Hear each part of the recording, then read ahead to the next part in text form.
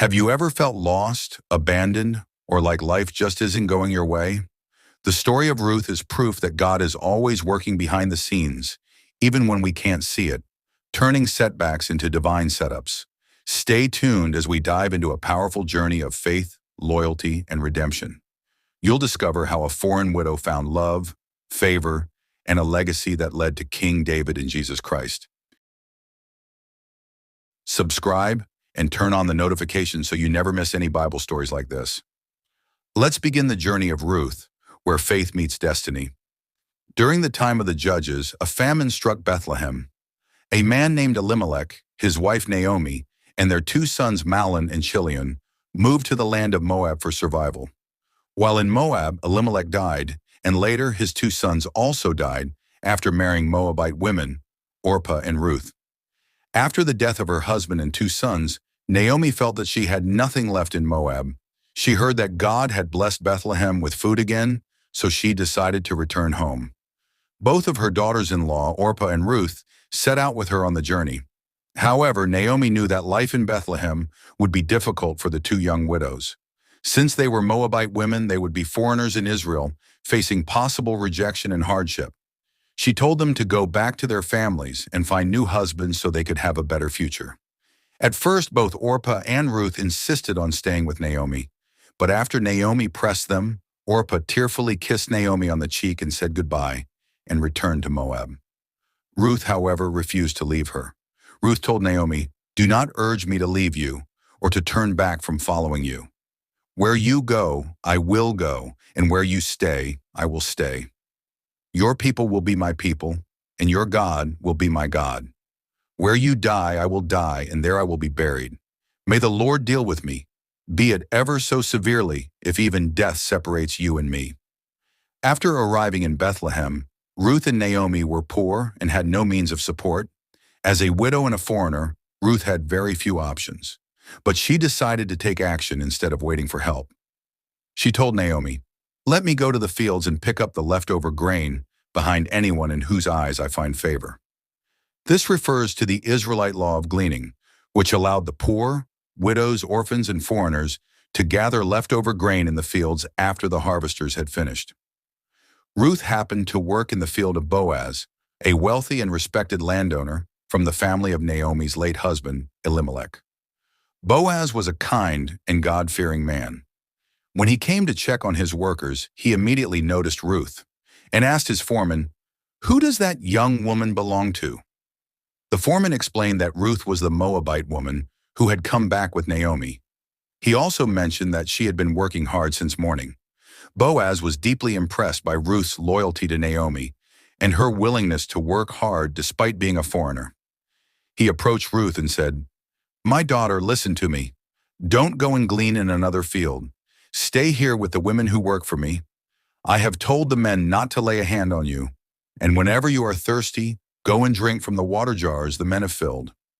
This was extraordinary kindness. As a Moabite, Ruth could have faced discrimination, but Boaz protected her, provided for her, and treated her with honor. At mealtime, Boaz invited Ruth to eat with him and his workers. He even personally served her roasted grain. Ruth ate until she was full, keeping some leftovers to take home to Naomi.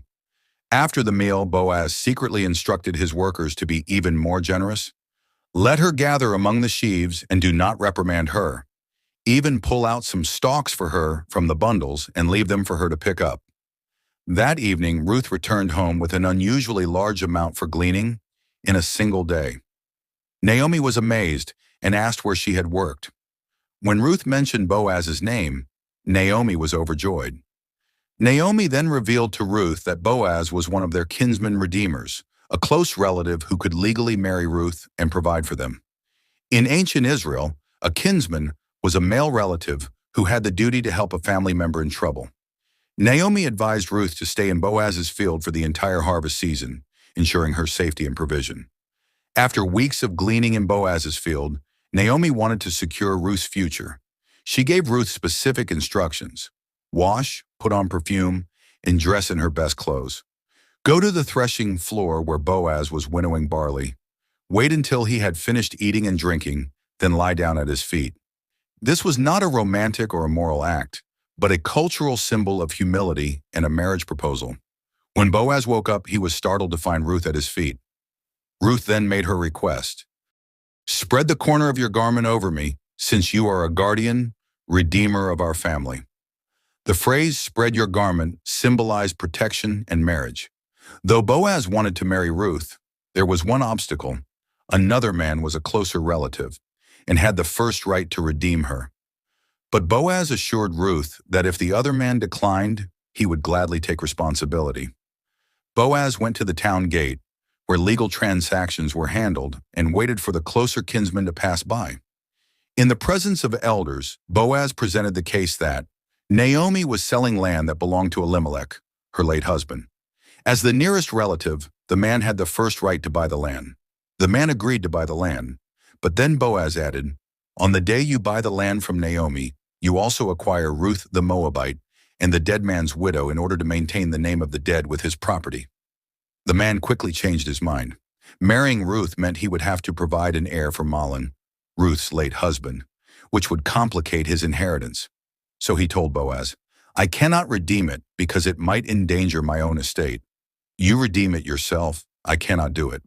To formalize the agreement, the man removed his sandal and gave it to Boaz, a customary sign of legality, transferring rights. Boaz and Ruth married, and God blessed them with a son named Obed. Obed later became the grandfather of King David, and through David's lineage came Jesus Christ. Just like Ruth, God has a plan for your life, even in the hardest moments. When we choose faith over fear, He leads us into blessings we never imagined. God's timing is perfect, and His plans are greater than our struggles. No matter where you are in life, His grace can lead you to a new beginning, just like Ruth, if you enjoyed the story. Subscribe to the channel for more Bible stories. Turn on notifications so you never miss a new story. Until next time, stay blessed.